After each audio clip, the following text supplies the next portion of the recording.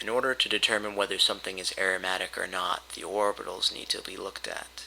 First, we'll look at something that is aromatic, and then something that is not. And from those two examples, we should be able to look at most compounds and determine whether they are likely to be aromatic or not.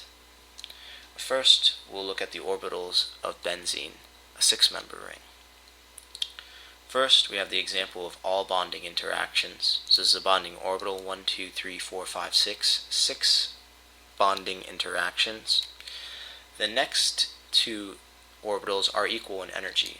This one has 1, 2 bonding interactions and 1, 2, 3, 4 non-bonding interactions for a total of 2 bonding interactions. This one has 1, 2, 3, 4 bonding interactions, 1, 2 anti-bonding interactions, 4 minus 2 is 2.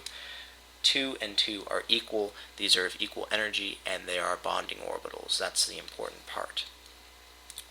The next two are also equal in energy. So 1, 2 anti-bonding interactions, 1, 2, 3, 4 non-bonding, so 2 anti-bonding. 1, 2 bonding interactions, 1, 2, 3, 4 anti-bonding. 2 minus 4 is negative 2 bonding, or 2 anti-bonding. 2 and 2 are equal to anti-bonding interactions. Both of these orbitals are anti-bonding. And the last one is all anti-bonding. Putting this on an energy diagram, an orbital diagram, these are called pi 1, pi 2, pi 3, pi 4, pi 5, pi 6. Pi 1, pi 2, and pi 3 are all bonding orbitals. They are below this, which would be the non-bonding line. A non-bonding line would be a situation where I have, let's say, 2 bonding orbitals and 2 anti-bonding orbitals. Therefore, the net is equal to 0, so it is a non-bonding orbital, neither a bonding nor anti-bonding orbital. It's a neutral orbital. And these 3 are all anti-bonding. Now, looking at the electrons of benzene, in each carbon in a p orbital, it has 1 electron. Imagine all of the sigma bonds are formed between the carbons, and then it has a bond to a hydrogen, and that the pi bonds have not formed yet. You think of those pi bonds separated, each carbon has 1 electron. When these two go into a double bond, we have an overlap of pi orbitals. But basically what we can do is assign 1 electron to each carbon. And the whole point of that is now we're going to fill in this energy diagram. So we have 6 electrons, and they need to go into these orbitals.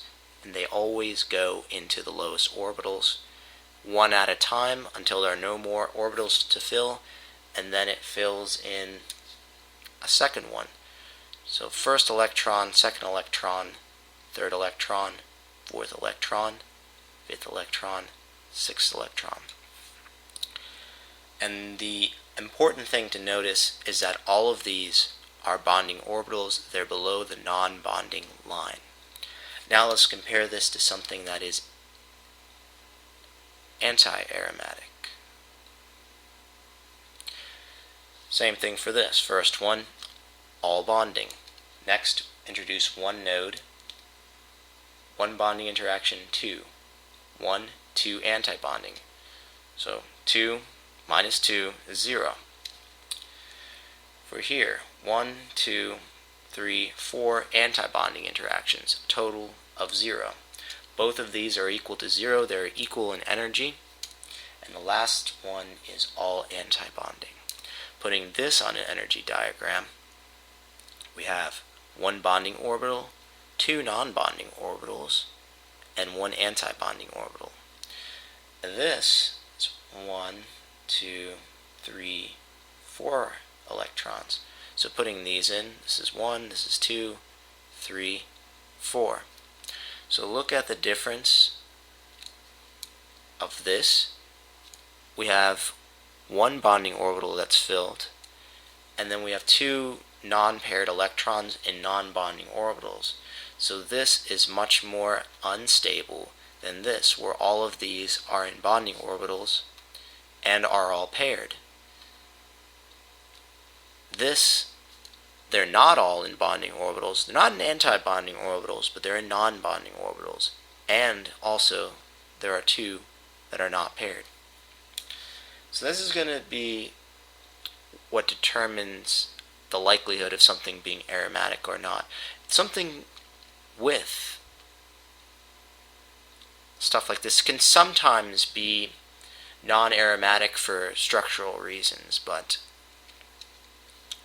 generally, if something has molecular orbitals like this, there's a good chance that it's going to be aromatic. So looking at something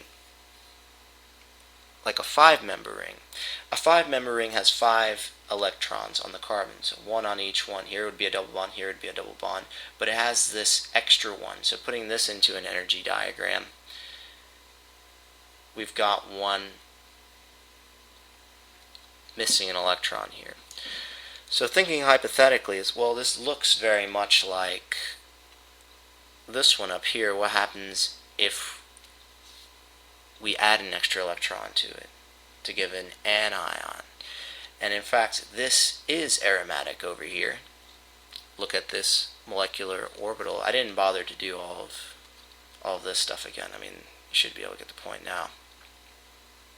What's important is looking for something where we've got all bonding interactions, bonding orbitals, and paired up electrons. So something like this is going to be aromatic, and this is very, very stable for an anion. And anytime we can get something with this kind of structure, so we've got an anion in this case, but this could easily be a nitrogen or an oxygen, and that's what I've drawn here. These are basically the same kind of structure. It's got a pair of electrons here, like the anion. These have p orbitals, so this is fine. This is a nitrogen. It's bonded to a hydrogen over here. And this is an oxygen, and it doesn't have a hydrogen, but another lone pair. But these two things are aromatic because they have this kind of setup.